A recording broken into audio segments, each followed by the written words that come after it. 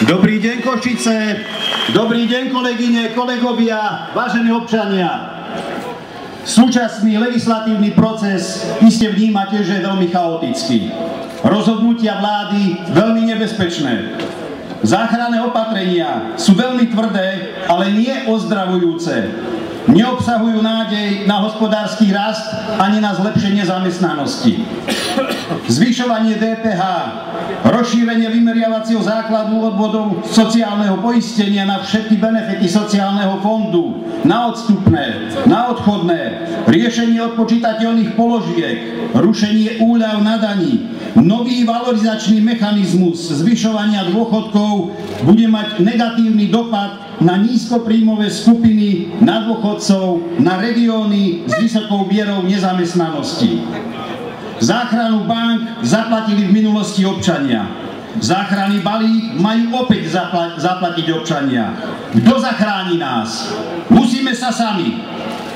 Dnes je to DPH, rozšírenie vymeriavacieho základu, zajtra to bude odvodový bonus. Chceme to? Asi nie.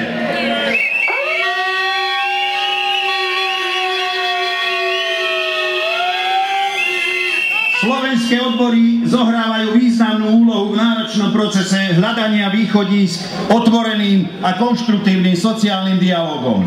Ale sme pripravení aj bojovať proti opatreniam, ktoré majú byť na úkor sociálnych a ekonomických istôt zamestnancov a občanov Slovenska. Bojovať proti zníženiu kúpyschopnosti, zvýšeniu nezamestnanosti a ďalšiemu nárastu chudoby. Sme pripravení neúprosne bojovať aj za náš zákonník práce a najmä potom, ako minister Mihál vyhlásil, že zamestnanci sú chránení ako exotické zvieratá. Ak to pán minister myslí vážne,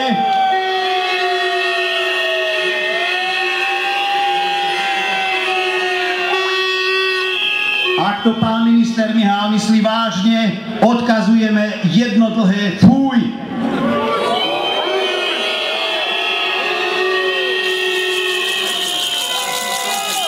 Vyzývame slovenskú vládu prijať opatrenia, ktoré budú vyvážené pre ekonomiku a zamestnanosť namiesto tých, ktoré prakticky celú ťarchu nechávajú len na nás a ktoré majú veľmi málo odvahy na to, aby platili predovšetkým bohatí.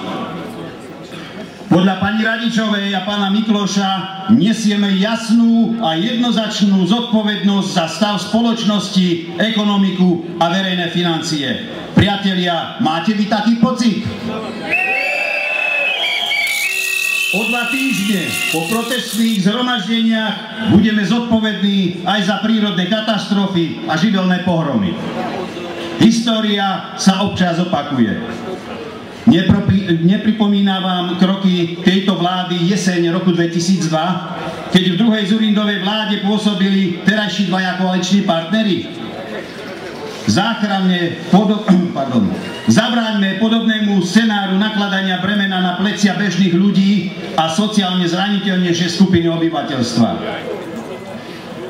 Keď odbory hovoria o sociálnej spravodlivosti, o sociálnom štáte a rovnosti príležitosti, tak sme podľa pána Mikloša kreatúry, gaunery, zlodeji a v lepšom prípade darmožráči.